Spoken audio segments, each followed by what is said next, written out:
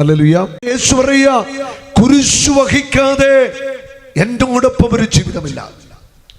യേശുവിന്റെ കൂടെയുള്ള ജീവിതം എന്ന് പറയുന്നത് കുരിശിന്റെ ജീവിതം തന്നെയാണ്.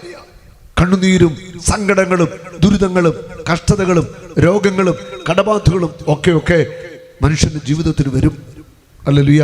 അതിന് രണ്ട് കാരണമുണ്ട്. എന്നത് പറയാമോ? മനുഷ്യൻ ജീവിതത്തിൽ രോഗങ്ങളും ദുഃഖങ്ങളും ഈ പ്രയാസങ്ങളൊക്കെ വരാൻ രണ്ട് കാരണമുണ്ട്.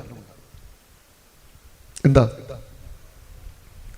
ഒന്ന്, മനുഷ്യൻ പാപം ചെയ്യുന്നു. രണ്ട്, ഈ ഭൂമിയിൽ സാത്താൻ ശക്തമായിട്ട് പ്രവർത്തിക്കുന്നു. മനുഷ്യൻ പാപം ചെയ്യുന്നു, സാത്താൻ ഈ ഭൂമിയിൽ ശക്തമായിട്ട് പ്രവർത്തിക്കുന്നു. അതുകൊണ്ട് അപരാധികളും നിരപരാധികളും സഹനത്തിലൂടെ കടന്നു പോകേണ്ടി വരും. നമ്മൾ ചിലപ്പോൾ ചിന്തിക്കാറുണ്ട്, എന്തിനാ ഒരു തെറ്റ് ചെയ്യാത്തവർക്ക് ഇതുപോലെ കഷ്ടപ്പാടുകളും പ്രയാസങ്ങളും ഉണ്ടാവുന്ന, തകർച്ച ഉണ്ടാവുന്നത്? കാരണം ഈ ഭൂമിയിൽ സാത്താനുണ്ട്, മനുഷ്യൻ പാപം ചെയ്യുന്നു. അതുകൊണ്ട് പാപത്ത് ജീവിക്കുന്നവരും അപരാധത്ത് ജീവിക്കുന്നവരും നിരപരാധികളും ഒരു തെറ്റ് ചെയ്യാത്തവരും ഒക്കെ പ്രയാസത്തിലൂടെ കടന്നു പോകേണ്ടി വരും, സഹനത്തിലൂടെ കടന്നു പോകേണ്ടി വരും. ഈ ഭൂമിയിൽ ലോകത്തിന്റെ അവസാനം വരെ അങ്ങനെ ആയിരിക്കും കേട്ടോ, ഒരു സംശയമില്ല. എല്ലാ മനുഷ്യർക്കും എന്തെങ്കിലുമൊക്കെ പ്രയാസങ്ങളും വിഷമങ്ങളും ഒക്കെ ഉണ്ടാവും. ഹല്ലേലൂയ. നമുക്ക് രണ്ട് കരങ്ങളും ഒന്ന് ഉയർത്തിപ്പിടിച്ച് കർത്താവിനെ ഒന്ന് സ്തുതിക്കാം. Hallelujah, hallelujah, hallelujah, hallelujah, hallelujah, hallelujah, hallelujah. ഇവിടെ പറയുന്നു, സ്വന്തം കുരിശു വഹിക്കാതെ എന്റെ പിന്നാലെ വരുന്നവന് എന്റെ ശിഷ്യനായിരിക്കാൻ സാധ്യമല്ല. കുരിശു വഹിക്കാതെ എന്റെ പിന്നാലെ വരുവാൻ സാധ്യമല്ല. ഞാൻ ഈ ഒരു ഭാഗം നിങ്ങളുടെ പങ്കുവെച്ചത് അടുത്ത ആഴ്ച നമ്മൾ വലിയ ആഴ്ചയിലേക്ക് കിടക്കുകയാണ് അല്ലേ? പെസഹവ്യാഴം, ദുഃഖവെള്ളി, ദുഃഖശനി, ഈസ്റ്റർ. അപ്പം ദുഃഖവെള്ളിയും ദുഃഖശനിയും കഴിഞ്ഞ് ഒരു ഈസ്റ്റർ ഉണ്ട്, ഒരു ഉയർപ്പുണ്ട്. കണ്ണുനീരും സഹനങ്ങളും കയ്പിന്റെ അനുഭവങ്ങൾ കഴിഞ്ഞ് ഒരു മധുരം കർത്താവ് ഒരുക്കി വെച്ചിട്ടുണ്ട്. ഉണ്ടോ? ഉണ്ട്. ഉറച്ചു വിശ്വസിച്ചു. മധുരം ഒരുക്കി വെച്ചിട്ടുണ്ട്. മധുരമേറിയ ജീവിത അനുഭവങ്ങളിലൂടെ കർത്താവ് നിങ്ങളെ ഓരോരുത്തരെയും നയിക്കും. വീണ്ടും നമ്മൾ പുറപ്പാട് 15 തിരിച്ചു വരികയാണ്. അവിടെ പറയുന്നു, നിന്റെ മേൽ ഈജിപ്തുകാർ മേൽ വരുത്തിയ മഹാമാരികളൊന്നും നിന്റെ മേൽ വരുത്തുകയില്ല. ഞാൻ നിന്നെ സുഖപ്പെടുത്തുന്ന കർത്താവാണ്.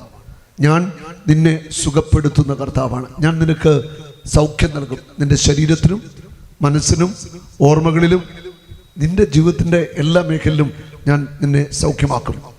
അതിനുശേഷം അവർ ഏലീം ദേശത്ത് വന്നു. ഷൂർ മരുഭൂമിയുടെ യാത്രയിൽ മാറായിലെത്തി. കയ്പുള്ള വെള്ളം മധുരമായിട്ട് മാറി. വീണ്ടും അവർ യാത്ര തുടരുകയാണ്. ഏലീം ദേശത്ത് അവരെത്തിച്ചേർന്നു. അവിടെ 12 നീരുറവകൾ. ഇത് പുതിയ നിയമത്തിലേക്കുള്ളൊരു സൂചനയാണ്. 12 നീരുറവകൾ. അത് 12 അപ്പസ്തോലന്മാരെ സൂചിപ്പിക്കുന്നു. 12 നീരുറവകൾ അവിടെ ഉണ്ടായിരുന്നു. 70 ഈന്തപ്പനകൾ. യേശു 70 പേരെ തെരഞ്ഞെടുത്ത് നാനാ ദേശങ്ങളിലേക്ക് അയക്കുന്ന ശിഷ്യ സമൂഹമായിട്ട് ഉണ്ടായിരുന്നു. അവിടെ ജലാശയത്തിന് സമീപം അവർ പാളയമടിച്ചു. ഏലീം ദേശത്ത് വലിയ ഒരു ജലാശയമുണ്ട്. അവിടെ ആ ജനം പാളയമടിക്കുകയാണ്. ഹല്ലേലൂയ. അവിടെ പറയുന്നു 12 നീരുറവകൾ. ഇത് പുതിയ നിയമത്തിലേക്കുള്ള ചില സൂചനകൾ നമുക്ക് നൽകുകയാണ്. നമുക്കറിയാം, 12 അപ്പസ്തോലന്മാരിൽ ഒരാളായ സെന്റ് തോമസ് ഈ ഭാരതത്തിന്റെ മണ്ണിലേക്ക് വന്നു. യോഹന്നാന്റെ സുവിശേഷത്തില് നമ്മൾ വായിക്കുന്നുണ്ട്, യോഹന്നാൻ സ്ത്രീ ഇങ്ങനെ അവര് ശിഷ്യന്മാര് ആയിട്ട് സംസാരിക്കുമ്പോൾ ലാസറിന്റെ മരണം അതുമായിട്ട് ബന്ധപ്പെട്ട് പോകുന്ന കാര്യമൊക്കെ ഇങ്ങനെ പറയുമ്പോൾ മറ്റു ശിഷ്യന്മാർ പറയാണ്, നിന്റെ ശത്രുക്കള് നിന്നെ നോക്കിയിരിക്കുകയാണ്, പതിയിരിക്കുകയാണ്, നിന്നെ പിടിക്കാൻ സാധ്യതയുണ്ട് എന്നൊക്കെ അവർ പറയുകയാണ്. Hallelujah, hallelujah. യേശുവേ നന്ദി, അവിടെ 11-ാം അധ്യായത്തിന്റെ ആരംഭം പറയുന്നു, ലാസർ എന്ന പഴയ ഒരുവൻ രോഗം ബാധിതനായി. ഇവൻ മറിയത്തിൻ്റെയും അവിടെ സഹോദരിയായ മർത്തായുടെയും സഹോദരനായിരുന്നു. ബഥാനിയയിൽ നിന്നുള്ളവനായിരുന്നു. ഒരു വലിയ സമ്പന്നനായിരുന്നു ബഥാനിയ. അവിടേക്ക് പോകുന്നതിനെ കുറിച്ച് പറയുമ്പോൾ മറ്റു ശിഷ്യന്മാർ പറയുന്നത്, നിന്നെ അവര് പിടിക്കാനൊക്കെ കാത്തിരിക്കാം. അപ്പോൾ സെന്റ് തോമസ് അപ്പസ്തോലൻ പറയുകയാണ്, ദിദിമോസ് എന്ന തോമസ് അപ്പോൾ മറ്റു ശിഷ്യന്മാരോട് പറഞ്ഞു, അവനോടൊപ്പം മരിക്കാൻ നമുക്ക് പോകാം. 16-ാം വചനം, അവനോടൊപ്പം മരിക്കാൻ നമുക്ക് പോകാം. യേശുവിന്റെ കൂടെ ഉള്ള യാത്ര അത് കുരിശിന്റെ വഴിയാണ്, ക്രൂശിതന്റെ വഴിയാണ്. നമുക്കും അവനോടൊപ്പം മരിക്കാൻ പോകാം. ഹല്ലേലൂയ. നമ്മൾ ഓരോരുത്തരും അനുദിനം ക്രിസ്തുവിനോടുകൂടി മരിക്കണം. ജഡത്തിന്, ലോകത്തിന്, ആസക്തികൾക്ക് എല്ലാം ക്രിസ്തുവിനോടുകൂടെ മരിക്കാൻ വേണ്ടി വിളിക്കപ്പെട്ടവരാണ് നമ്മൾ ഓരോരുത്തരും. ഹല്ലേലൂയ. കുരിശ് കാണുമ്പോൾ ഭയപ്പെടരുത്. സഹനങ്ങൾ കാണുമ്പോൾ നിങ്ങൾ ദൈവത്തിനെതിരായിട്ട് പിറുപിറുക്കരുത്. ദൈവം നിങ്ങളുടെ കൂടെയുണ്ട്. നിന്റെ സഹനത്തിന്റെ വേളകളിൽ ദൈവം നിന്നെ പൊതിഞ്ഞു പിടിച്ചിരിക്കുകയാ. എഫ്രായീം എന്റെ വത്സലപുത്രനല്ലേ, എന്റെ പൊന്നോമന കുട്ടൻ. അവന് വിരോധമായി പെരുമാറുമ്പോഴെല്ലാം അവനോട് എനിക്ക് നിസ്സീമമായ കരുണ തോന്നുന്നു. അവന് വേണ്ടി എന്റെ ഹൃദയം തുടിക്കുന്നു. അവന് വേണ്ടി എന്റെ ഹൃദയം തുടിക്കുന്നു. കാൽവരിയിൽ കുരിശിൽ സഹനത്തിന്റെ തീച്ചൂളയിൽ വെന്തു നീറുന്ന ക്രിസ്തുവിന്റെ ഹൃദയം കുത്തിപ്പിളർക്കപ്പെട്ടു. ആ പിളർക്കപ്പെട്ട ഹൃദയത്തിൽ സഹിക്കുന്നവർക്കെല്ലാം ഇടമുണ്ട്.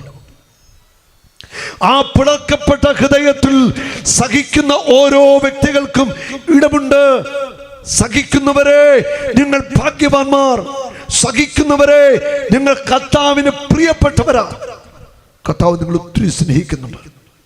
ഹല്ലേലൂയ. അതുകൊണ്ട് ഒരിക്കലും സഹനം വന്നു എന്ന് പറഞ്ഞ് നമ്മൾ ദൈവത്തിനെതിരായിട്ട് പിറുപിറുക്കരുത്. സഹനം വരുമ്പോൾ താങ്ങാൻ കർത്താവ് ബലം നൽകും. ആ സഹനങ്ങൾ, ആ കയ്പ് അവൻ ജീവിതത്തിൽ മധുരമാക്കി മാറ്റുകയും ചെയ്യും. അപ്പസ്തോലൻ പറയുന്നു, നമുക്കും അവനോടൊപ്പം മരിക്കാൻ പോകാം. ആ യാത്ര അപ്പസ്തോലൻ തുടരുകയാ. പെന്തക്കോസ്താ ദിനം ആത്മാവിന്റെ അഭിഷേകം പ്രാപിച്ചു. അതിനു മുൻപ് യേശുവിന്റെ മുറിവിൽ തൊട്ട് യേശുവിൽ ഉറച്ചു വിശ്വസിച്ച അപ്പസ്തോലൻ, ആ മുറിവിൽ തൊട്ട വ്യക്തി അപ്പസ്തോലൻ. എത്ര ഭാഗ്യവാനല്ലേ അപ്പസ്തോലനായ സെന്റ് തോമസ്. ഈ ഭാരതത്തിന്റെ മണ്ണിൽ വന്ന് സുവിശേഷം പറഞ്ഞു. അവസാനം നമുക്കറിയാം ചരിത്രം. തമിഴ്നാട്ടില് എവിടെ വെച്ചാ വധിക്കപ്പെടുന്നത്? സെന്റ് തോമസ് മൗണ്ട് എന്നൊക്കെ കേട്ടില്ലേ അല്ലേ? അവിടെ വെച്ച് അപ്പസ്തോലനെ കൊല്ലുകയാണ്. കുന്തം കൊണ്ട് കുത്തിക്കൊന്നുവെന്നാണ് ചരിത്രം പറയുന്നത്. യേശുവിന്റെ കൂടെ നടന്ന അപ്പസ്തോലനായ സെന്റ് തോമസിന്റെ രക്തം വീണ മണ്ണാണ് ഈ ഭാരതത്തിന്റെ മണ്ണ്. ഹല്ലേലൂയ. അപ്പസ്തോലന്റെ രക്തം വീണ മണ്ണ്. യേശുവിന്റെ രക്തം വീഴുന്നത് കണ്ടവരാണ് സെന്റ് തോമസ് അപ്പസ്തോലൻ. അവനോടൊപ്പം മരിക്കാൻ പോകാം എന്ന് പറഞ്ഞ അപ്പസ്തോലൻ ഇവിടെ ഈ ഭാരതത്തിന്റെ മണ്ണിൽ വിശ്വാസത്തിന്റെ വിത്ത് വിതച്ചു.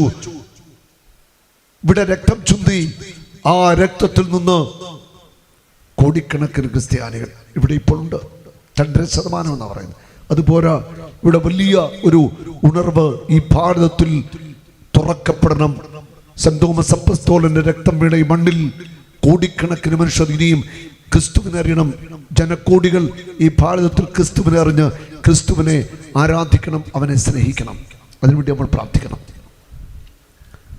അപ്പസ്തോലൻ ജീവൻ ക്രിസ്തുവിന് വേണ്ടി കൊടുക്കുകയാണ്.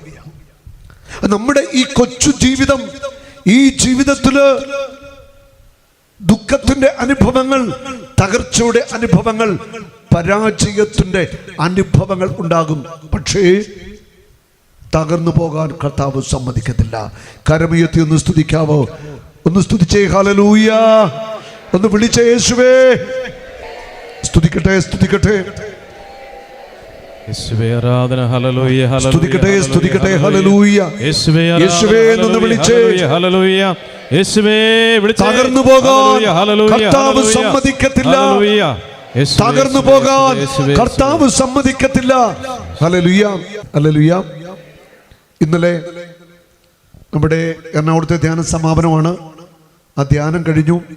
ഒരു ബഹുമാനപ്പെട്ട സിസ്റ്റർ ഒരു ഫാമിലി എൻ്റെ അടുക്ക കൊണ്ടുവന്നു. സിസ്റ്റർ പറയുക, ബ്രദറെ, ഇത് എൻ്റെ ആങ്ങളെയാണ്, ഭാര്യ, 3 പെൺമക്കൾ. എൻ്റെ ആങ്ങളയ്ക്ക് വേണ്ടി ബ്രദറിന് പ്രാർത്ഥിക്കണം, വലിയ തകർച്ചയിലാണ്.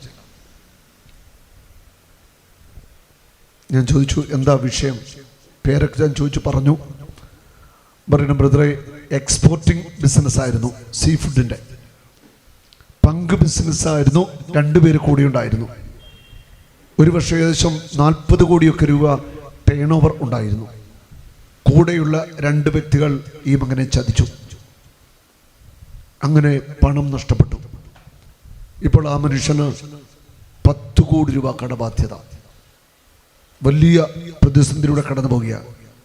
ഇത്രയും പറഞ്ഞപ്പോൾ അദ്ദേഹത്തിൻ്റെ ഭാര്യ എന്നോട് പറയുകയാണ്, ആ പാവ സ്ത്രീ പറയുക, ബ്രദറെ, ഭർത്താവ് ഇപ്പോൾ പറയുന്നത് 3 പെൺമക്കളാണ്. മൂത്ത കുട്ടി +2, അടുത്തത് 9, 8, നല്ല മിടുക്കൽ പെൺകുട്ടികൾ. ഭർത്താവ് പറയുക, നമുക്ക് ആത്മഹത്യ ചെയ്യാം, നമുക്കിനി ജീവിക്കേണ്ട, 10 കോടി രൂപ കടബാധ്യത, ഒരു വഴിയില്ല. ഭാര്യയോടും പിള്ളേരോടും ഈ മനുഷ്യൻ പറയുക, നമുക്ക് ആത്മഹത്യ ചെയ്തേക്കാം. ആ ചെറുപ്പക്കാരന് 45 വയസ്സ് കാണും. നമുക്ക് ആത്മഹത്യ ചെയ്തേക്കാം, ജീവിതം അവസാനിപ്പിച്ചേക്കാം. ഇവർക്ക് പ്രേരണ കൊടുത്തുകൊണ്ടിരിക്കുക മനുഷ്യൻ. സിസ്റ്റർ പറയുക, വലിയ സങ്കടത്തിലാണ് ബ്രദറെ, ഞാനൊരു വിഷമെല്ലാം കിട്ടു. ഇവൻ്റെ തലയൊക്കെ വെച്ച് ഇവന് ആത്മഹത്യയുടെ പ്രേരണ കൊടുക്കുന്ന പിശാചിനൊക്കെ ബന്ധിച്ച് പ്രാർത്ഥിച്ച് അവർക്ക് എല്ലാവർക്കും വേണ്ടി പ്രാർത്ഥിച്ചു. 27-ാം തീയതി ധ്യാനത്തിന് വരാനായിട്ട് കാര്യങ്ങളൊക്കെ പറഞ്ഞു. അങ്ങനെ ധ്യാനത്തിന് വരാമെന്ന് സംഭവിച്ചിരിക്കുകയാണ്.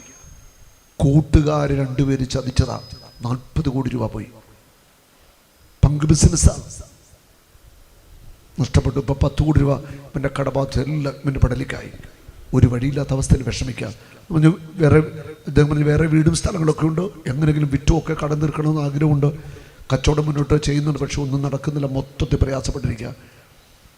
ആ ചേച്ചി പറയുക, ബ്രദറെ, ഈ മനുഷ്യൻ പറയുന്നത് കുഞ്ഞുങ്ങളെയും നമുക്കെല്ലാവർക്കും കൂടെ ആത്മഹത്യ എന്ന് പറഞ്ഞ് ഇങ്ങനെ കുറേ ദിവസമായിട്ട് ഇത് പറഞ്ഞുകൊണ്ടിരിക്കുകയാണ്. ഹല്ലേലൂയ. പ്രത്യാശയുടെ തടവുകാരെ, നിങ്ങളുടെ രക്ഷാദുർഗത്തിലേക്ക് മടങ്ങി വരുവിൻ. നിങ്ങൾക്ക് ഇരട്ടി പങ്ക് മടക്കി തരുമെന്ന് കർത്താവ് പ്രഖ്യാപിക്കുന്നു. സക്കറിയ 9:12. പ്രത്യാശയുടെ തടവുകാരെ, പ്രത്യാശ ഉള്ളവരും പ്രത്യാശ നഷ്ടപ്പെട്ടവരും തടവിലാക്കപ്പെട്ടവരും ഒക്കെ ആയിക്കൊള്ളട്ടെ, നിങ്ങളുടെ രക്ഷാദുർഗത്തിലേക്ക് മടങ്ങി വരിക. നമ്മുടെ രക്ഷാദുർഗം യേശുക്രിസ്തു എന്ന വ്യക്തിയാ. കാൽവരി കുരിശിൽ ഉയർത്തപ്പെട്ട ക്രിസ്തുവ നമ്മുടെ രക്ഷാദുർഗം. അവിടെ കയറിപ്പറ്റിയാ പിന്നെ ആർക്കും തകർക്കാൻ പറ്റത്തില്ല. രക്ഷാദുർഗം, അവിടേക്ക് വരിക, രക്ഷാദുർഗത്തിലേക്ക് മടങ്ങി വരിക. അടുത്ത വചനം പറയുന്നു, നിനക്ക് ഇരട്ടി പങ്ക് മടക്കി തരുമെന്ന് കർത്താവ് പ്രഖ്യാപിക്കുന്നു. അവിടെ ഒരു പ്രഖ്യാപനമാണ് കർത്താവ് ചെയ്യുന്നത്. ജീവിതത്തില് സമ്പത്ത് നഷ്ടപ്പെട്ടവരുണ്ട്, ആരോഗ്യം നഷ്ടപ്പെട്ടവരുണ്ട്, ജീവിതത്തില് എല്ലാം തകർന്നവരുണ്ട്. കർത്താവ് വിളിക്കുന്നു, നിനക്ക് നഷ്ടപ്പെട്ടത് ഇരട്ടിയായി ഇരട്ടിയായി ഇരട്ടിയായി ഞാൻ തിരിച്ചു തരും. നമ്മുടെ കർത്താവ് നമ്മളെ ഒത്തിരി സ്നേഹിക്കുന്നുണ്ട്. അതുകൊണ്ട് ഇരട്ടിയായിട്ട് കർത്താവ് തിരിച്ചു തരും. നിനക്ക് എന്തു നഷ്ടപ്പെട്ടോ ഇരട്ടിയായിട്ട് തിരിച്ചു തരും. ഹല്ലേലൂയ. ഞാനിപ്പോൾ അനുഭവം പറഞ്ഞില്ലേ, 10 കോടി കടബാധ്യക്കാരൻ ഉറപ്പാണ്. കർത്താവ് അവൻ ഇരട്ടിയായിട്ട് തിരിച്ചു കൊടുക്കും. അവൻ കർത്താവിൻ്റെ അടുക്കിലേക്ക് വരട്ടെ. ഹല്ലേലൂയ. ഒരു നാളും നീ അനാഥനല്ല, ഒരു നാളും നീ അന്യനല്ല, ഒരു നാളും നീ അനാഥനല്ല.